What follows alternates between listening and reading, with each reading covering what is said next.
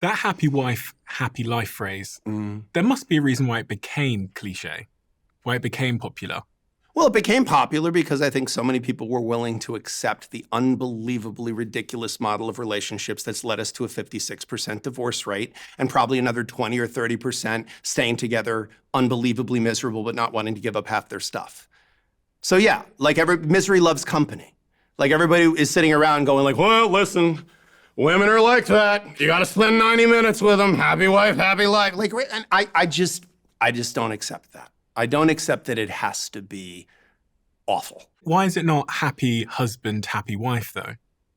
Well, in reality, it is. I think in reality it's happy husband and happy wife equals happy marriage. Like, but why did it come into culture that way around? Because I think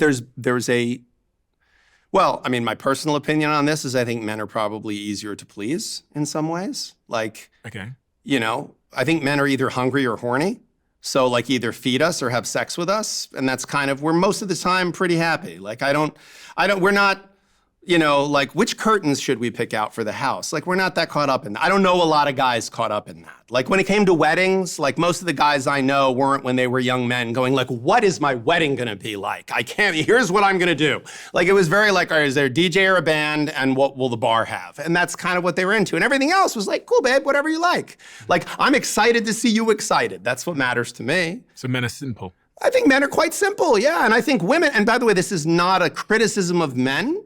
It's not a criticism of women. And again, it's a generalization, I understand that.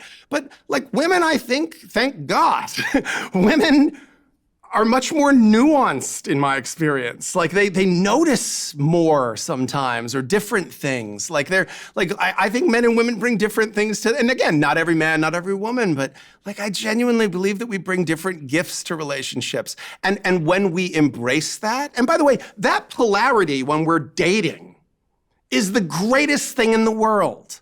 But of course, it gets challenging because this person's not just your sexual partner or romantic partner, they're your roommate, they're your co-parent, they're your travel partner, share a bathroom with them. Like this is a whole nother thing when you get married. The French have a saying that, marriage turns a lover into a relative. And the truth is like not any of, like your lover, you have this sort of, it's why affairs are so intoxicating and wonderful, because you just get the best parts. You don't have to, pick up this person's socks. You don't have to listen to the fight they got in with their cousin. You don't have to be like, I gotta spend 90 minutes with them. You can actually, you're just getting the good stuff, the passion, the sex, which again, we can do relationships however we decide we want to do them. That's what's cool about it, is the two people in it is what matters. And I think even before social media, we were very much about, well, how is everybody else doing it? Because I guess that's the right way to do it. And so, yeah, happy wife, happy life was like, listen, just here, like just make her happy because then she'll shut up and you can just watch football. Like, and I mean, look, that never appealed to me. That was never interesting to me. I think a lot of people absolutely buy into that model of relationships. What's more interesting to me than people who've just given up, right? People who've just said like, yeah, I know the hard thing to do and the right thing to do are the same thing, but I'm just gonna do the easy thing because it's like, eh. What's more interesting to me is that I think sometimes people screw up their relationships with completely good intentions. And the example I give in my book about this is sex. I think most people who've been in a long-term relationship will say, yeah, the sex has become kind of predictable. Like it's become it's not as novel, And I think that happens for the absolute best of intentions. And it would be really lovely if we just acknowledged that. Because here's why it happens, right? You get with a person, you're first dating, first time you get sexual with the person, you throw every trick you've got at that person, right? You do all the things that you think they're gonna like to see, what are they gonna like, right? Do they like the same stuff that other people like, or do they like something different? Or what do they like the same things you like? And you throw everything at it. And you start, okay, they don't like that. Okay, this they really like. Oh, they make really nice noises when I do that. Okay, and you start to, and then what do? You start to get more efficient. Like, oh, I know she doesn't like that, so I'm not going to do that, but I know she likes this, so I'm going to do that a whole lot, right? And she does, I hope, the same thing. She does he loves it when I do this, and the sound that comes out of him when I do that. I say, what do? You play the greatest hits. You play the greatest hits, because why not? And by the way, there's only so many hours in the day, and we got some stuff we got to get to. So let's really throw the greatest hits at each other, and we're going to have a great time. Well, what did you just do? You were trying to make each other really happy and be a really good lover to each other, but what did you just do? You just created a routine. You just created a routine. And here's the other thing about humans, which we all know. If we've ever had a sexual partner for more than 6 months, then you've noticed the patterns. And by the way, you're thrilled with them because you're doing the greatest hits. Like, I went to see Springsteen to hear Born to Run. That's what I'm there to see. Like, I love it. Do the greatest hits. But then if they do something different, there is some part of you that goes, what was that? Where did that come from? We don't usually do that, or we don't do it in that order. And by the way, sometimes that's exciting, right? Sometimes it's like, yeah, let's have sex in the laundry room. What? We got a bed right over there. Yeah, we always do it in the laundry room. Like, I don't know, that's fun, right? It's fun to do something different. Well, we get to a place where now when we do something different, we start to feel like we're gonna have a conversation about it. Because it's like, well, why did you do that? That's strange, or sometimes people go, why did they do that different thing? Are they is it they're watching porn? Are they cheating on me? Where did they get that idea from? Is that something that they want? Did they want to start doing that? Is that part of the greatest hits and I didn't realize it? Do they not like what I've been doing? And we start to sabotage, again, with good intentions from day one. All you wanted was to make your partner happy and they wanted to make you happy, and look what you did. You made a routine. So the only way out of that spiral is to talk about it, call it out. To say, hey, it feels like things are kind of is there anything I could do different or you might want different? And I think there's lots of ways to have that conversation. How do we not have that conversation? Like, what's the worst way to have that conversation? The worst way to have that conversation is say, how come you don't do this anymore? You used to do it all the time. Or, why won't you ever let me this? Or why don't you ever try that? That's the worst way to do it. Blame, and also it's on you. Yeah, why did you do it? Or also that it's like, because immediately the person's reaction to that is going to be, well, here's why. Because of this. Well, because you this. Well, how come you never do this? And it turns into that. And I think there's a million other ways to do it, all of which are better. The best one, in my opinion, but I'm a lawyer and I'm dishonest a lot of the time, is manipulation. I think that there's very positive, I manipulate people's emotional state for a living, right? Like, that's my job, is to make the other side scared, my client feel safe, the judge feel good about my client, bad about the other side. So I try to use my powers for good. And I think here's a great way to use that power for good. I think if there's something going on in bed that you want to try or do, and you don't want to have the clinical conversation, you don't want to call an audible in the middle of sex and just start doing something different and have your partner go, what the heck was that? I think a great one is, oh my God, the dream I had about you last night, whew, you don't even want to know. Wait, what? What was the dream? What was the dream that you had? No, I don't know. It's because I had dairy before bed or something. I don't know. I had the dirtiest dream about you. You tell me what human being, male, female, gay, straight, anybody, isn't going to go, no, for real, what? What was I doing? What were you doing? What was it? Then you tell them. You tell them the thing that you'd be interested in doing. And they go, it was you and your brother and... Okay. If that's something you're looking for, I don't know how to get. I'm very persuasive. I couldn't give you an entry point for that one. But if it's something that you wanted to do, you say, yeah, I had this dream and this is what happened. And your partner may react as, oh, really? Like, you would like that? And then you can go, yeah, no, I don't know. It was in my brain, so I don't know. Like, it seemed weird to me too. And then you can back out of it without it being a thing. Or you can go, I don't know, maybe. Because if their reaction is, oh yeah, is that something you'd want to do? I'd be like, I don't know, maybe it is subconsciously, or we tried sometime. How many times do people end up in divorce court because the lights went out in the bedroom? How many would admit it? Or how many is it really the case? Well, because here's what I'll tell you. I would say a good, at least 80% of the people that end up in my office, infidelity was a piece of it. So that tells me that sex is a big piece. Because most people who are in genuinely satisfying sexual relationships with their partner aren't looking to have other sexual relationships. Some people are just addicted to sex, though. And I say this because I got some friends who People always think I'm like projecting and I'm like secretly talking about myself, but I'm actually not. I've met a wide spectrum of individuals and their relationship with sex varies wildly. Some people I just think are going to cheat forever, regardless of who they're with, because they have some like trauma related to the chase and sex. I'm sure. And then some people are kind of, don't have sex at all. So on the end where you've got that almost sex addiction behavior, I'm just wondering if I guess the question there, the broader question was about how much is the lights going out in the bedroom? Does it relate to people ending up in divorce court? Well, I remember listening to your conversation with Gad, and him, you asking him flat out, like, so how much of the motivation is sex? Like, and I think his answer was like a tremendous amount of evolutionary biology is tied to sex. Like a tremendous amount of our motivation is born of sex. It's about sex, food, and not becoming food. That's like our three primary motivators. So I think sex is incredibly important. I also think sex is constantly thrown into our line of sight.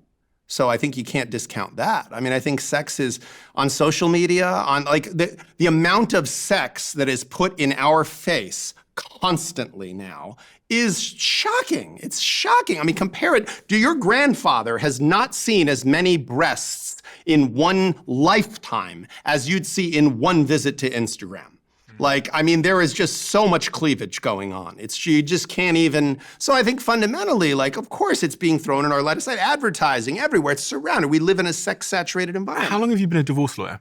25 years. So since that time, things like OnlyFans have emerged and pornography's become commonplace. Yeah. I imagine at the start of your career, the term pornography probably wasn't used much in divorce proceedings. No, hardly ever. Hardly ever. Is it used now? It's everywhere now. It's everywhere. And there's a lot of unique things that I've watched evolve in my career. The proliferation of revenge porn, the number of people that have concerns about audio, video, photographs of them, because the proliferation of it is also a function of the fact that everyone has a video camera and everyone has a camera, a sophisticated camera in their hand.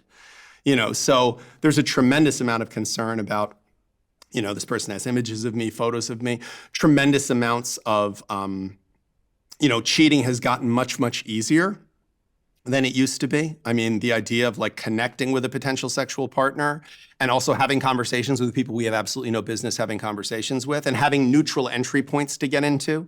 So like, it used to be like maybe you see the attractive soccer mom at your kid's soccer practice and she's married and you're married. But like if you saddled up next to her and started talking, you're having a conversation with a group full of people. And if you called her on the phone at the house, that would be weird, right? But if you like message her or you add her on Facebook, it's not weird because our kids are on the same soccer thing and maybe there's a Facebook group for the soccer parents. And then she posts a picture of herself when she was on vacation and you say, oh, where did you guys stay? We were thinking about going to Jamaica. And then she says, oh, this. And you go, oh, and suddenly we're having a conversation and it's private. Nobody else is there. We're alone in a room. So I think it's pretty, it's become very conducive to cheating. And it's also become a way for there to be a tremendous amount of evidence of cheating that accidentally lands in the hands of your partner. So like, I can't tell you how many times, like I know he's passed now, Steve Jobs, but like divorce lawyers owe him a tremendous debt of gratitude for the amount of business he sent our way. Because Apple's integration of its devices makes it incredibly common that the text message from your lover comes up on your kid's iPad because you didn't realize you logged into the same Apple ID and it comes up on the iMessage, and now your spouse is looking at the text about how great the sex was yesterday. And like, I'm not being funny, that's like a once a week thing that happens in divorce lawyers' offices. And I know it wasn't intentional. I know he wasn't like, I'm gonna mess up some marriages. But the truth is it creates an easier opportunity for people to cheat because people can clandestinely communicate in ways that they used to not, and they have these neutral entry points that lead to something negative. And it's become something where you get caught because there's a tremendous evidentiary trail now. So I think these are all factors that have made it harder. But again, porn, OnlyFans, like all those kinds of things, these are just more sort of outlets for the same. It's like, there's 1,000 restaurants and there's only one menu, and that's all this is it's all the same stuff, just in different permutations. Like a divorce lawyer, 50 years ago was dealing with some of the exact same things. It's different technologies, it's different, manifestations of the issue, but it's all just heartbreak. It's all just males and females that tried to make it work and somehow it came apart. Do you think marriages are good for love? And like, what's your view on marriages? I've been thinking. I think marriage and love have very little to do with each other. I'm fine with getting married. My issue is the wedding. I'm not a big fan of weddings.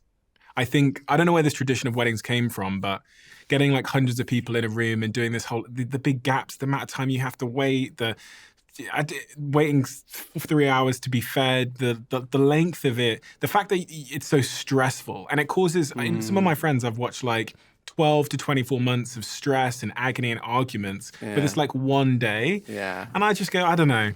But have you ever been to a wedding that was non-traditional? Yeah, like my friend. And that you go, oh, that's cool. It was like a party. Yeah, and it's like them. And they took all the bullshit out. Because I have to say something, like I'm the opposite, which is I don't really believe in the legal institution of marriage. I think it has almost nothing to do with love. I think it's largely performative. I think if people were madly in love, they're madly in love and they could either marry or not get married and it's not going to change anything, except the legal status of things. But so fuck weddings, I love weddings. Oh, I love weddings. I love them. I get misty-eyed at every wedding. My son just got engaged. I can't wait. Like, it's going to be because I think there's something so fun about like a big group of people all getting together and having a party over something as noble as two people finding each other in a world of 8 billion people. And like, I think there's something about like a group of people all getting up and going like, we're going to be cheering for you and we're going to be here for you. And like, I love good food and I love being with people. Like, I think if the first time everybody you love is in one room as your funeral, you're an idiot. Like, I think there's something really beautiful. Like, I have to tell you, I got divorced many years ago, but I have amazing photos of my mom from my wedding. Because it's like, how many times in your life do you put on like a fancy dress and have your hair done and all that stuff? And my mom lost her hair so many times because of chemo and all those other things. And when she passed, like, she was so sick for so many years. And I was so afraid when she died that's how I would remember her, is in that bed sick. And I have to tell you, I look at those pictures of my mom from that wedding, smiling so big and, with it. And I'm so glad I have those photos. I'm so glad. And I wouldn't have had them if we hadn't had this stupid party, And I remember deliberately saying to the DJ, because I was, 22? Yeah, I was 22. I remember saying to the DJ, do not play that stupid chicken dance thing. Do not play that. Like, we're not doing that stupid thing. We're not happening. And I don't know when it happened, but my mom must have like gone to him and been like, play the chicken dance. And he was like, I'm not supposed to play the chicken dance. And she was like, yeah, but you're playing the chicken dance. They played the chicken dance. And I have to tell you something, I will have that memory of my mother with doing that stupid chicken dance in my head until I die. And I'm really glad I have it. Like, I'm really glad it's there. So I have to tell you, like, I think weddings are a blast. And I think if you're in love with somebody and you love them so much that you're like, all right, we're gonna do our thing, dude, go have a wedding. Don't get married. Don't get married, have a wedding. Because getting married and having a wedding, the two don't have anything to do with each other. When have you ever gone to a wedding and at the end of the wedding said, I just need to see the paperwork? Could you just show me the marriage license now? I just need to make sure before I give you the gift and before I leave, I just want to make sure everything was notarized properly. No one. You didn't see wedding. I've never saw my parents' marriage license. They could have made the whole thing up. I don't know. But have the party. Have the party. Why not have the party? And don't have somebody else's party. You just described somebody else's party where you wait for 3 hours. Screw that. Why would you even have the sit-down dinner portion? The past hors d'oeuvres is the best part. So just do that. You can do it however you want. Like, if there's a core message to my book and to my approach to relationships is, you get to do it however you want. You know what almost all the people in my office have in common? They all tried to do it a particular way that somebody told them that's how they're supposed to do it. And it didn't work. And it's got a terrible track record. Like the way that most people do it fails 56% of the time. So do it different. You got plenty of room to do it different. And the only two people that are qualified to decide how to do it really are the two of you. Out of 8 billion choices, you picked each other, throw whatever party you want to. If your friends love you, they're gonna love that party. And even if they don't love it, they're gonna go like, you know what, that was them. That was very them, It's great. If you love the Diary of a CEO brand and you watch this channel, please do me a huge favor. become part of the 15% of the viewers on this channel that have hit the subscribe button. It helps us tremendously, and the bigger the channel gets, the bigger the guests.